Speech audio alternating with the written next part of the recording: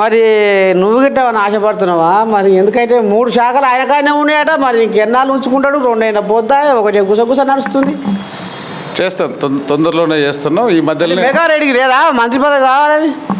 ఇప్పుడు మీరు అన్నట్లు మా ముఖ్యమంత్రి గారి మీద మాకు ప్రత్యేక అభిమానం ఉంటుంది. ఎందుకు ఉంటుంది అంటే ఆయన పుట్టి పెరిగింది కొండారెడ్డిపల్లి అయినా, ఆయన ఇప్పుడు ప్రస్తుతం ప్రాతినిధ్యం వహిస్తున్న కొడంగల్ అయినా వనపర్తితో ప్రత్యేక అనుబంధం ఉంది. ఆయన 5వ తరగతి నుంచి అప్ టు 12వ తరగతి వరకు వనపర్తిలోనే చదువుకున్నాడు. ఆ వనపర్తి పరిస్థితులు, వనపర్తి దాని కల్చరు, వనపర్తి అన్నీ ఆయనకు తెలుసు. మన మొదల స్పీచ్లో వనపర్తికి వచ్చినప్పుడు చెప్పిండు.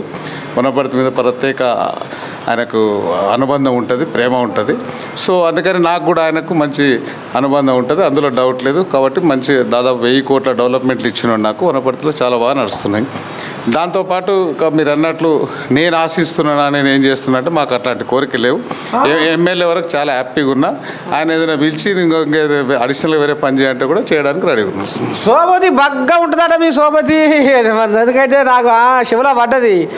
ఇద్దరికి సరిపోయిన ఉంటుంది అక్కడ సోపతి. సరిగా ఆ ముచ్చట